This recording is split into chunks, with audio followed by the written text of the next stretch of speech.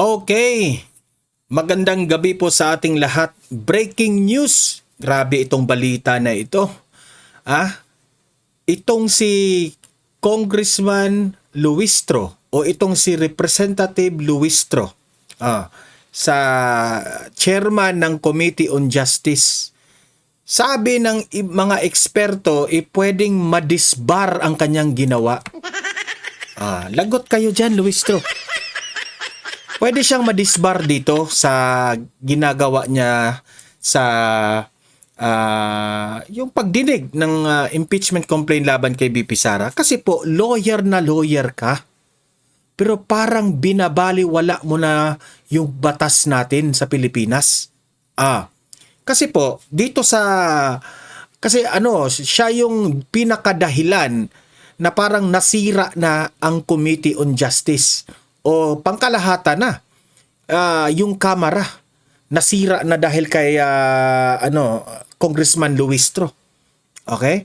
Kasi parang nakalimutan niya na lawyer siya. Nakalimutan niya. Sa bagay, I cannot blame her na makakalimutan niya na lawyer siya kasi pati nga yung utang niya kay BP Sara nakalimutan niya. Ito yung sinasabi ko talaga na kawawa yung bansang Pilipinas kung meron po tayong mga government officials na mga ganito. Okay? Dahil kay Luistro nasira pati tuloy ang House of Representatives. At ano ang reaksyon ng taong bayan dito? Di syempre, nakakahiya. Grabe, kung titingnan mo sa social media, mapapansin mo lahat doon. Wala talaga. It's already political circus. Para bang sabi ng taong bayan na tayo lang naman ang pinagloloko dito. Pero don't worry.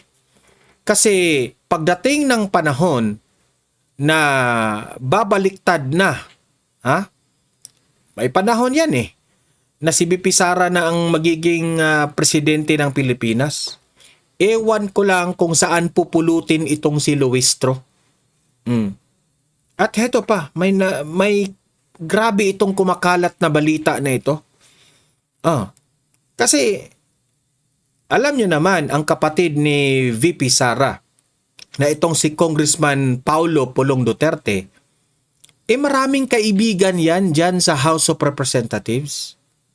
Di syempre, alam ni Congressman Paulo Pulong Duterte kung ano yung mga kalokohang umuugong dyan. At isa dyan, sa kalokohan na yan, bayad ang votes. Kasi may plenary na, di ba? Magboboto na sila kung papayag sila na i-impeach si BP Sara o papayag sila na hindi ituloy ang impeachment trial.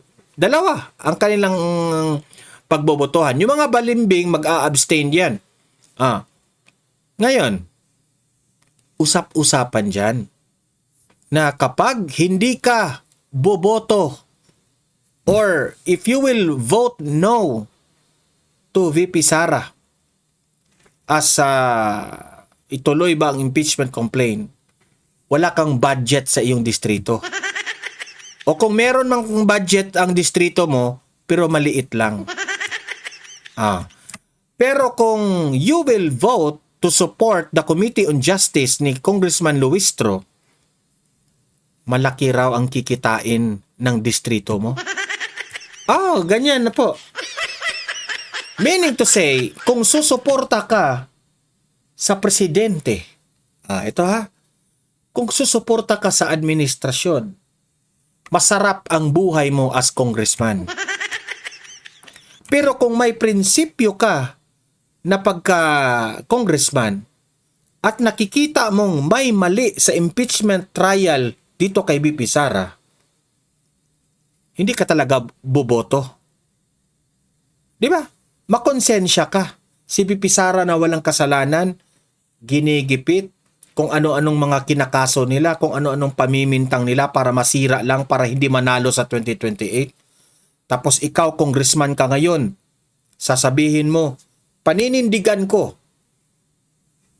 ang aking prinsipyo at ang aking paniniwala, ang aking konsensya na ang impeachment trial ay hindi dapat matuloy dahil sumusunod lang po tayo kung ano yung nakasaad sa batas. Kung ikaw ang congressman ka, na ganun po ang mga pag-iisip mo, sasaludo sa inyo ang taong bayan. Sasaludo sa iyo ang taong bayan. Pero, ang mga nakapalibot na mga buwaya, especially dyan sa majority na hawak ng anak ng Presidente Marcos, ang tanong, mabibigyan ka ba ng budget? So, ngayon, dalawa ang pagpipilian ng representative o mga congressman. Ang prinsipyo ba nila o yung pera? Dalawa ang pagpipilian nila. Yan ang hinihintay ng taong bayan, ang botohan kung ituloy ba ang impeachment trial. So ngayon, the people are excited, ang taong bayan ay excited kung sino ang mga balimbing na mga congressman, kung sino ang mga may prinsipyo na mga congressman. Kaya yung mga viewers ko dito sa Donmar TV, sinasabi ko na sa inyo ngayon in advance. Ito na yung pagkakataon na tingnan po natin. Kasi yung mga nanonood dito sa akin ngayon, iba't ibang mga probinsya po tayo, di ba? May Negros, may iba-iba, di ba? Sa Luzon, Visayas at Mindanao, madaming mga probinsya yan. At kada probinsya, merong mga representatives, merong mga congressman. So kayo mga nakikinig sa akin, tandaan nyo ito. Bantayan ninyo ang inyong distrito. Bantayan ninyo ang inyong mga congressman. Ang inyong mga representatives, bantayan ninyo. Kung boboto yan na ipa-impeach si VP Sara, that means to say, mas pinili nila ang pera kaysa sa kanilang prinsipyo. Pero kayong mga nanonood ngayon dito sa aking channel, kung saang probinsya man kayo at napansin ninyo ang inyong representative o ang inyong congressman ay hindi sang-ayon sa impeachment complaint o impeachment trial kay VP Sara at he votes no, hindi dapat ma-impeach si VP Sara. That means to say, ang inyong congressman, sasaludo kayo kasi may prinsipyo yan at may bayag. Mas pinili niya ang kanyang prinsipyo over money. Okay? Ganun lang yan. Dalawa lang yan. Kasi po, sasabihin ko sa inyo, kayong mga audience ko ngayon, ang kamera ngayon, ang mga congressman ngayon, kakapal na ng mga mukha ngayon. Hindi na nila iisipin na masira ang kanilang prinsipyo. Mas iisipin na nila ngayon ang pera. Most of them, most of them. Especially itong si Congressman Luistro, na siya yung committee chair on the House of Committee of Injustice. Sinugal ni Luistro ang kanyang reputasyon. Mas pinili niya ang kanyang hatred. Ika nga, sabi ng iba, hindi ako mas pinili niya ang maleta. Di umano. Kahit alam niyang isa siyang lawyer.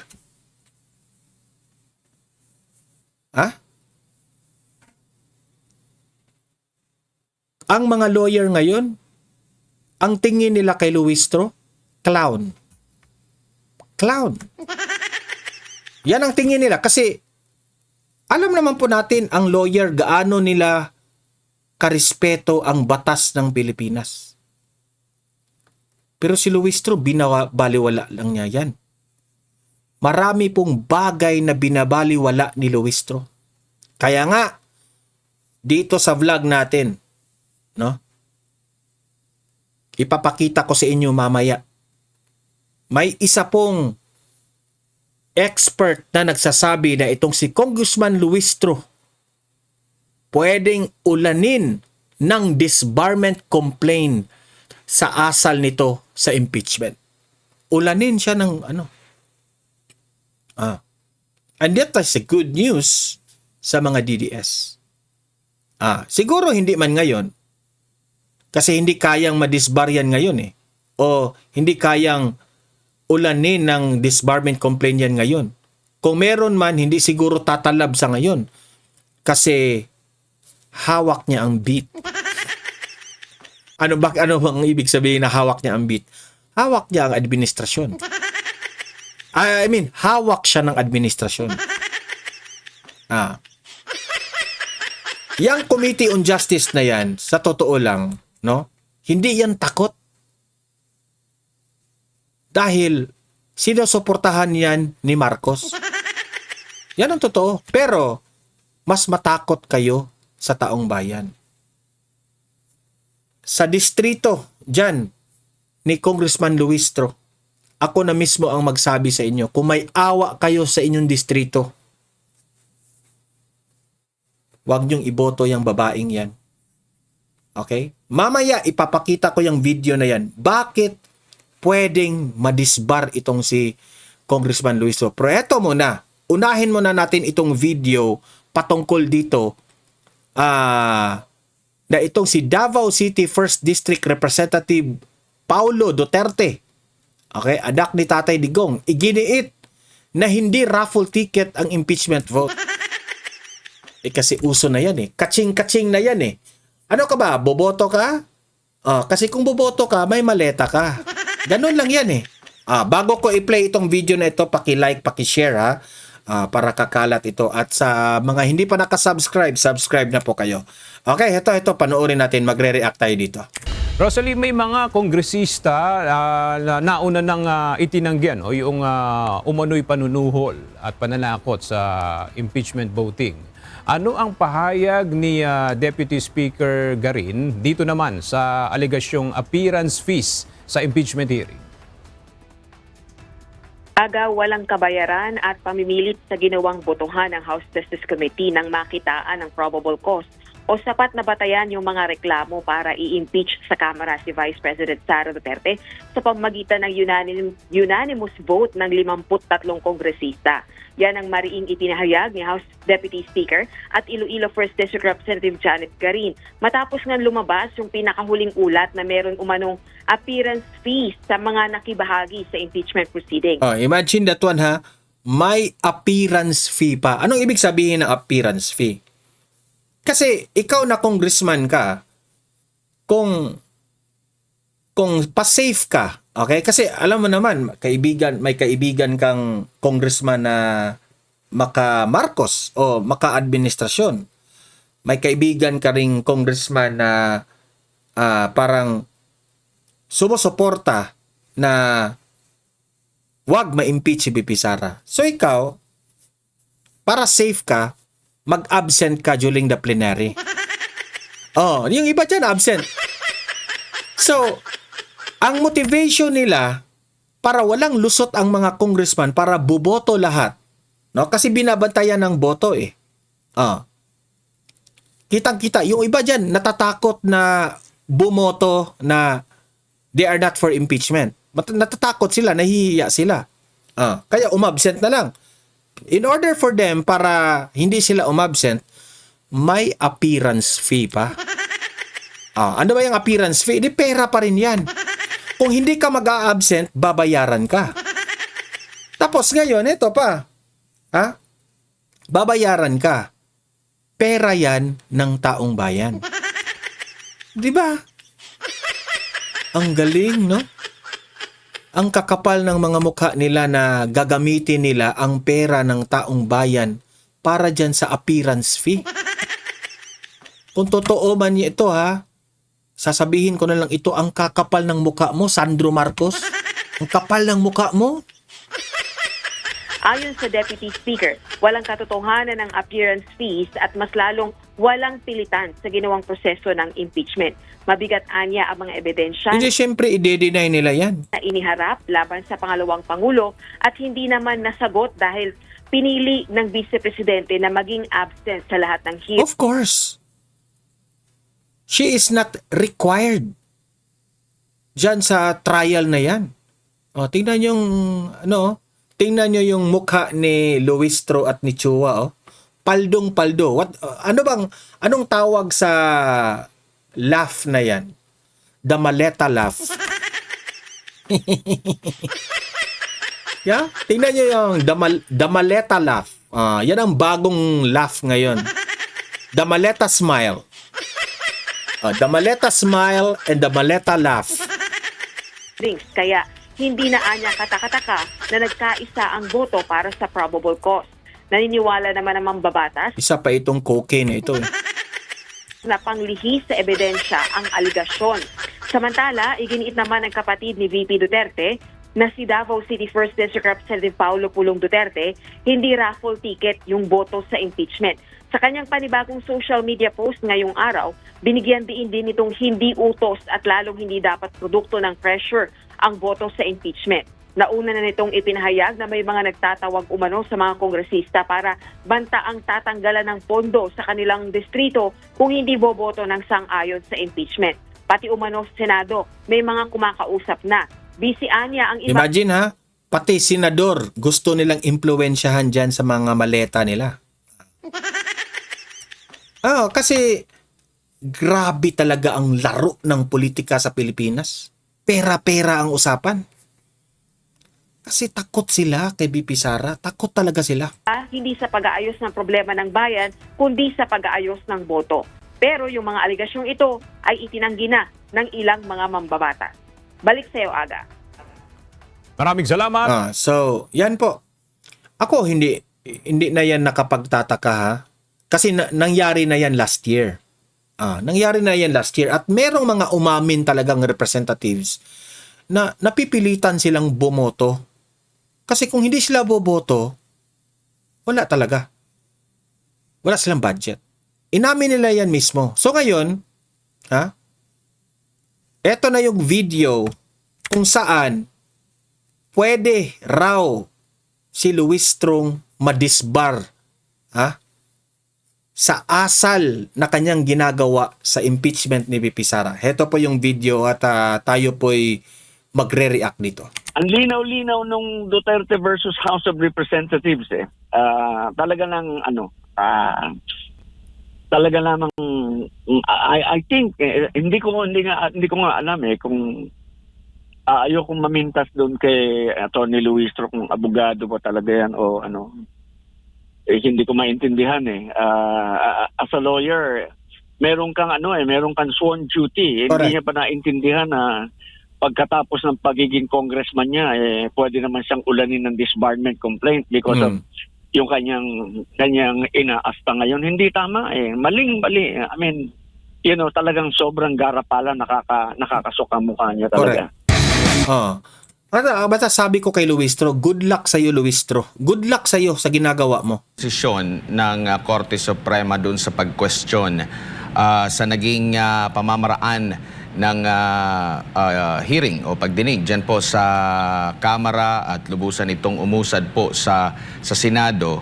Maaari bang questionin or ng impeachment court yung naging proseso dito po sa Kamara?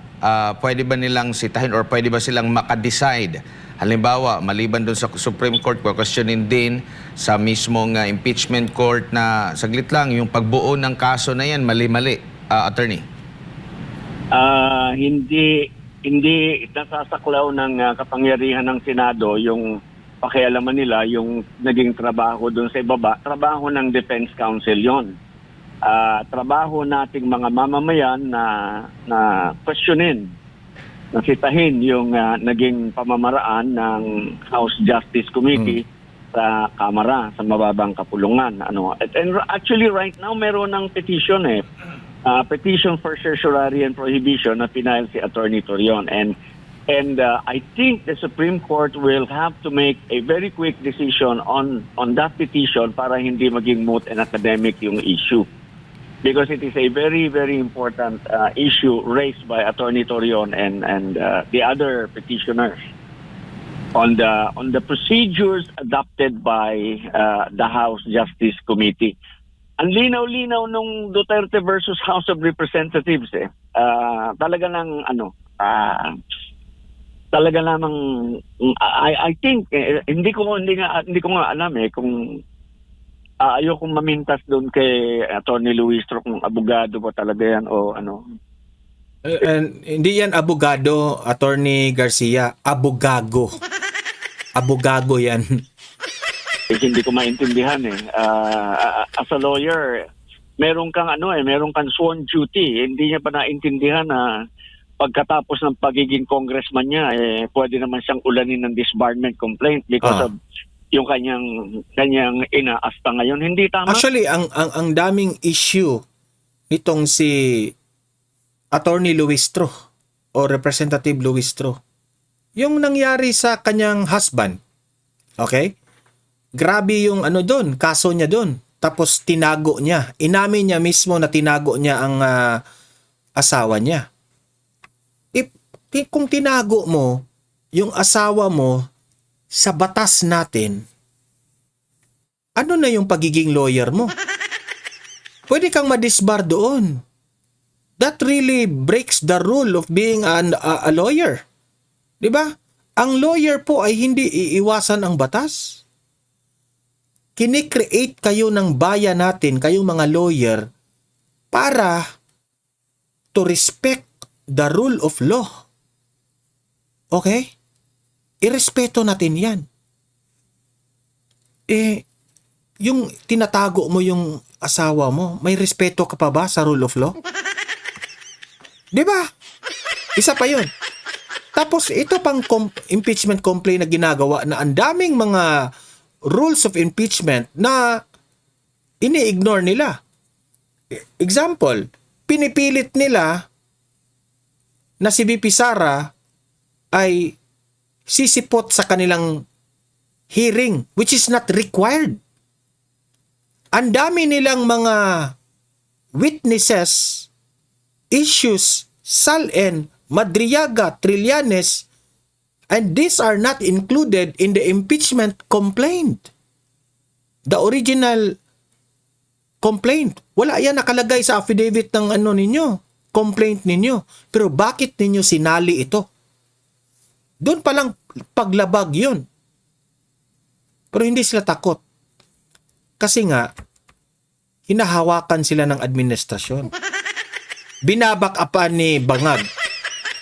May back-up sila ni Bangag. Maling-mali. I mean, talagang sobrang garapala nakakasok ang mukha niya Totoo. talaga.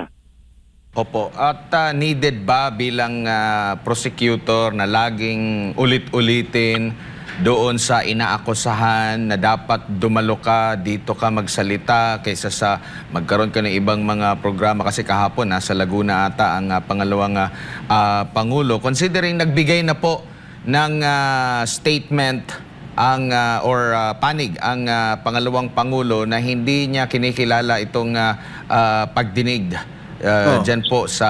Walang jurisdiction ang House Committee on Justice o ang Kamara. Walang jurisdiction. Sa kanila lang kung may probable cause. Kung may probable cause, magbutuhan kayo sa plenary. Kung papasa yan, tingnan natin kung papasa sa Supreme Court at ililitisin sa Senado. At doon sa Senado, yung may jurisdiction dito sa impeachment na ito. Di ba? Pero sila, pumapapel talaga.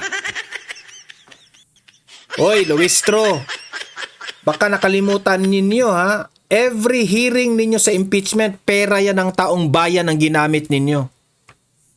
Baka nakalimutan nyo yan. Kamara, marami siyang mga question kumbaga sa proceeding dyan po sa Kamara. Tama po yun Actually, tama yung ginawa. Naniniwala ako dun sa ginawa ng mga abogado ni Vice President nung nag-file sila ng ad cotellam pleading, without recognizing Tama yun.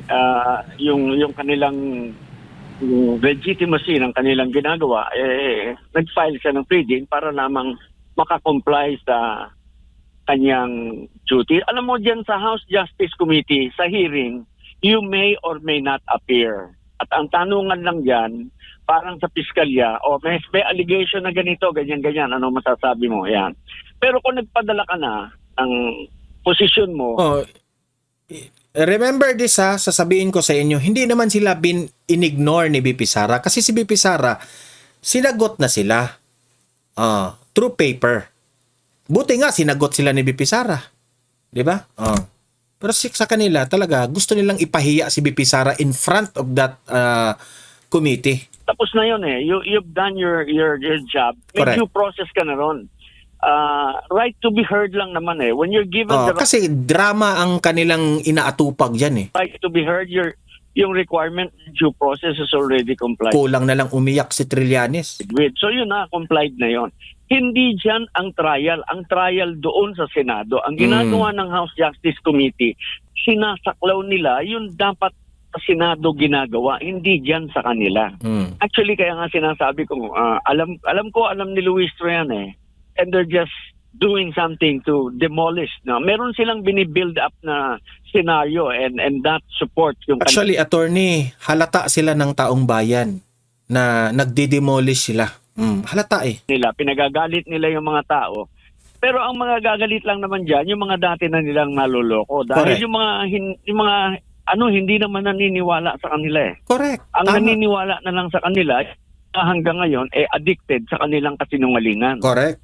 Yun. So, yun lang para lamang ma-justify nila na ganito ganyan meron silang magagamit Pero we're proceeding on a very dangerous precedent. Napakapangit ng mga kaganapan sa ating politiko. Talagang kanina lang I was thinking bago mag-ring yung phone, I was thinking we really have to amend our constitution. Kaya ko naisip yun kasi naalala ko yung Maria Cristina Pauls eh. Anyway, ibang topic yun. Opo, attorney, bilang isang prosecutor nga dito sa sa impeachment proceedings na ito, tama ba na halimbawa diyan po sa Committee on Justice sinasabi nila merong due process, tumatalima sila sa due process na itinatakda po ng atin pong ng Korte Suprema. Pero doon pa lang sa mga paunang statement, guilty na ang tingin nila sa pangalawang Pangulo. That is correct. And actually, hindi sila tumatalima. They are violating the right of the Vice President to due process of law because they are presenting evidence na hindi naman kailangan dyan gawin. Ang dapat gumawa niyan yung prosecution eh. Tinutulungan nila yung mapakahinang complaint. Nakita nila kasi yung defect eh. Pag yan, assuming na nakarating yan sa Senado, sandali lang yan, talo yan eh. Alam mo kung bakit? Correct. Walang ultimate facts. Sabi ko nga, anong requirement ng verified? Kasi alam ng mga nila Luistro, pagdating doon sa Senado, mananalo si BP Sara. So, wala silang pakialam kung nagmukha silang clown dito sa Committee on Justice nila, wala silang pakialam. Ang importante sa kanila, i-brainwash nila ang taong bayan sa paninira nila kay BP Sara. Kasi alam nila eh. Pagdating doon sa Senado talaga, mababasura itong, hindi naman mababasura, matatalo talaga. Most of the senators, mga brighto mga senador eh, they will vote not to impeach the Vice President. Kasi alam ni mga bright yun eh. Dito, kapal ng mga muka ng mga congressman. Kaya ang kanilang layunin dito sa hearing nila o trial nila ay paninira lang kay BP Sara. Kaya si BP Sara, hindi na sila pinatulan ni BP Sara na pumunta pa dyan. Impeachment complaint. Number one, kailangan meron kang allegation ng grounds. Yung 6 na nakasaad sa ating saligang batas. Yung culpable violation of the Constitution, graft and corruption, bribery, other high crimes, treason, and violation of public trust. Pagka meron ka noon, meron ka bang ultimate facts? Yung number 2. Correct. Yung allegation mo ba is sufficient to sustain Ang problema dyan kasi walang ultimate facts. a conviction? Kaya ba niyang mag-convict o baka ikaw naman nag-a-allege ka lang, wala ka namang basihan. Katulad ng ginawa nila, katulad ng meron sila. Yun yung pilit Puro aligasyon, puro sila akusasyon. nilang dinodoktor para ma-comply nila na meron silang ultimate fact. Hindi ultimate fact eh. Ngayon, itong si Representative Suntay, isang congressman rin. Ako, hangang-hanga ako sa mga congressman na meron talagang mga bayag. Merong mga prinsipyo. Ito si Suntay, at least nagsasalita siya kung ano yung nasa utak niya. Okay? Isabi, siya na mismo ang nagsabi kasi he is part of the sumasali yan sa trial dyan, sa Committee on Justice. Yung pagpalakpakan at tawanan ng mambabatas sa impeachment hearing kay VP Sara, hindi po ito proper. Kakapalan, di ba? Napapansin ninyo yung pagtapos ng kanilang hearing? Yung si Luistro na ang nag-end sa hearing? Palakpakan, nagtawanan. Di ba? That is not proper. Sa totoo lang yan ang sabi ko sa inyo, mga talaga, buwaya talaga. Mga baboy talaga wala na silang respeto sa taong bayan sa ginawa nila. Ito yung pahayag ni Suntay para malinawagan tayo. Yung palakpakan, yung tawanan, hindi proper yan. Especially during... So you mean to say, Congressman, hindi ka pumalakpak doon. Di ba? Hindi siya pumalakpak. Pero sila Luistro, parang nanalo ng loto. Siyempre, sinong hindi magtawanan at magpalakpakan, may tig-iisang maleta na kayo. Di umano Committee on Justice hearing, lalong-lalo na impeachment of the second highest official ang pinag-uusapan dyan. But sadly, alam mo, ang impeachment kasi is more political rather than a legal o judicial process pagdating dyan sa House, and meron talagang mga leanings ang mga ibang miyembro, kaya siguro ganun yung mga naging reaction nila. So, ano lang yan, sa kanila lang, panahon nila. Dadating ang panahon na makarma rin yan. Sa mga chief of staff, no, hindi ba lalabas na another abuse of power, authority na naman ito, na hindi na ba ito bago para sa mga kongresista na mahilig sa ganitong klaseng paggamit ng kapangyarihan para lang masunod yung mga gusto nila, lalong-lalong dito sa pagdating sa impeachment versus Vice President Sara? Well, Paul, personally, hindi ko ma-confirm kasi yung storya na yan because as we all know, Congress has been in recess. Sa May 4 pa lang kami babalik. At ako naman walang nakukuhang tawag o walang nakukuhang alok na additional project in exchange for my votes. Kaya hindi ko ma-confirm yung veracity ng storya na yan. But of course, hindi rin natin dinidiscount dahil kagaya ng una kong nabanggit na that was already open. Huwag kang mag-alala, Suntay. Naunawaan ka namin. Ayaw mo ring sabihin ang totoo patungkol dyan sa bayaran sa votes. Kasi may mga kasamahan ka rin dyan, di ba? Or mentioned by Congressman Toby Chanco when he said that during the previous impeachment, talagang maraming insentibo ang ibinigay sa mga miyembro ng Kongreso na boboto to impeach the Vice President. Pero ang problema dito, yung mga kongresista naman na sabihin natin na hindi pabor para sa kanila dahil yung mga constituents na sinabi mo kanina, medical, free education, lahat-lahat, support, benefits, maaapektuhan. Hindi nagagalaw yan para sa mga nasasakupan ho ninyo, halimbawa. Well, totoo. In fact, ako dahil even before, pagka pumapasok ako sa Kongreso, madami akong mga kasamaan sa Kongreso nakakausap, and a lot of them are not in favor of this impeachment, in the second impeachment. Oh, tandaan nyo yan ha. Siya na mismo ang nagsabi niyan. Maraming mga congressman is not in favor dito sa impeachment na ito. Dahil ang concern nila, alam mo, sa dinami-dami ng kontrobersya na bumabalot ngayon sa Kongreso, hindi na kailangan dagdagan ng isa pang issue na kagaya nitong second impeachment proceeding. Ngayon, madami sa kanila ang ayaw nga sumuporta dito sa impeachment, pero pag nakakausap ko sila, natatakot rin silang mag-voice out ng kanilang stand na ayaw dahil Di ba? Hindi tayo nagkakamali sa ating analysis. Maraming takot na mga congressman magsabi sa kanilang stand kung i-impeach or not to impeach.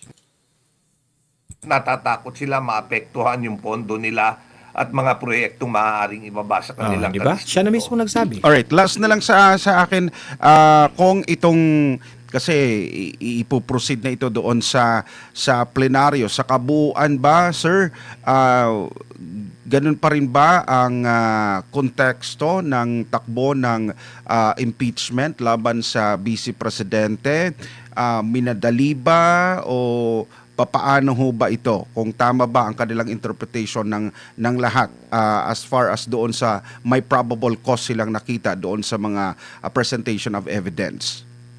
Well, alam mo, with regards to improbable cause, unang-una, kagaya nga nung inattendan kong hearing when they were divulging yung mga contents nung o yung AMLAC report, I said, hindi dapat i-divulge yan because it was not part of the exception kung saan pwedeng yung mga nilalaman ng mga data ng mga bank transaction mo pwedeng isa publiko because that is contrary to the bank secrecy law. Pero anong sinabi? Hindi naman raw yung bangko yung sinamon nila at hindi raw kinuha yung data from any bank personnel. Pero ano ba yung ni-report ng AMLA? Di ba nanggaling rin yan sa data given by the bank, mga bank transaction. Ang masakit nga dito is the narrative that they were trying to project. Pino-project nila that CBP that there was 6.7 billion that was in the account of the Vice President and her husband, si Atty. Manscarpio. Pero kung makikita mo, transactions are different from bank deposits. Laging sinasabi may 6.7 billion. Walang 6.7 billion doon sa account ni Vice President at ni Atty. Manscarpio. These were transactions in and out na transactions mula 2005 hanggang 2025. So ito yung mga yung cumulative in and out ng mga pera. Ang sinasabi nila these are yung mga transactions raw are yung which was reported sa AMLAC raw yun, red flag? Hindi. Dahil mandated under RA 9160, any bank deposits 500,000 and above, automatic yan na nire-report sa AMLA. So pagka may perang diniposito sa'yo, 500,000 pesos or above, isang transaction yan, that's automatically reported. Hindi ibig sabihin suspicious yan. Pagka yung diniposito sa'yo, ibinalik mo, nilabas mo ulit yung 500, that's another transaction for the same amount, for the same money. So, ibig sabihin, naka-flag na sa'yo, naka-report sa'yo, may 1 million na... Actually nga, Representative Sontay, hindi nga dapat pag-usapan yan yung SAL-N AVP Sara, kasi hindi yan kasali sa impeachment Lumabas at pumasok sa account mo kasi 500 pumasok, 500 lumabas. Pero in fact, ang bank account mo, 0 yung laman. So mukhang malaki. Isipin mo, over the span of 20 years, talagang... he was explaining na bakit ang style ng pag-present nila sa SAL-N AVP Sara, in-add up nila lahat yung pumasok na pera at lumabas na pera. Umabot ng billion, syempre. For how many decades? Isang dekada siguro yun na kwininta nila. Hindi syempre aabot ang billion ang transaction. Kung ano yung pumasok at ano yung lumabas na pera. Tapos yan ang kanilang ipapalabas na, hala, bilyon ang bloated, blah, blah, blah. Di ba? Marunong rin eh. Di, yung mga tanga rin na mga loyalista at dilawan, yung mga tanga, naniniwala rin. Without going into details na ang liit-liit ng pera ni VP Sara. Minus at addition lang yun sa transaction. Simple lang yun. Maaring merong ang 6.7 billion worth of transactions, but it doesn't mean yun yung nasa account. Correct. Lagi yung sinasabi, ito yung transactions on nani-report ng AMLA for a certain year, ito naman yung SALN for this particular year. Hindi talaga magbabangga yun. As I mentioned, ang report ng dun sa AMLA are transactions na in and out. Ang laman ng bangko mo is a different things. Talagang hindi magbabangga yung amount. Sir, Tapos may... nun, Yeah. Okay. Sir, may baka makalimutan ko lang. For somebody's observation, doon sa tatapos no ng hearing na yan, tama ba ang behavior as far as ethics? Ito na yung sigawan, hiyawan, palakpakan after the hearing ha. Kung tama ba ang inaasta nitong mga Luistro na ito? Concerned behavior, attitude ng members ng Committee on Justice na right after na-determine nila ang probable cause ng sa mga ebidensya against Vice President Sara Duterte, nagtawanan, natuwa, nagsaya, nagpalakpakan as a Committee on Justice na dapat sila lang ay trabaho ay mag-determine ng the probability of substance, form, yung doon sa mga Ito, si Suntay ha, magpaprangka si Suntay dyan. Ito na. ebidensya. Pero heto nakita natin, nag-appear, nagtawanan, nagsaya. Ano yung observation? Ano yung magiging, niyan, parang notion to the public as far as Well, fairness and biases is concerned? yeah. Paul, sorry, I was not there. I was not in attendance kanina doon sa committee hearing. So I was not able to observe yung kanilang demeanor. But of course, yung palakpakan, yung tawanan, hindi proper yan. Especially during a Committee on Justice hearing, lalong-lalo na impeachment of the second highest official ang pinag-uusapan dyan. But sadly, alam mo, ang impeachment kasi is more political rather than a legal o judicial process pagdating dyan sa House, and meron talagang mga leanings ang mga ibang miyembro, kaya siguro ganun yung mga naging reaction nila. Kong, si Edmar Polik. So, yun na po yun. Hindi niya nagugustuhan si Suntay ang asal ng mga minions ni Luistro. Anyway, yan ang lagi ninyong tandaan. Kung nasa taas kayo ngayon, huwag kayong magmamayabang. Kasi po, bilog po ang mundo. Kung ikaw po'y nang aapi dahil sa mga political leanings ninyo, good luck sa karma.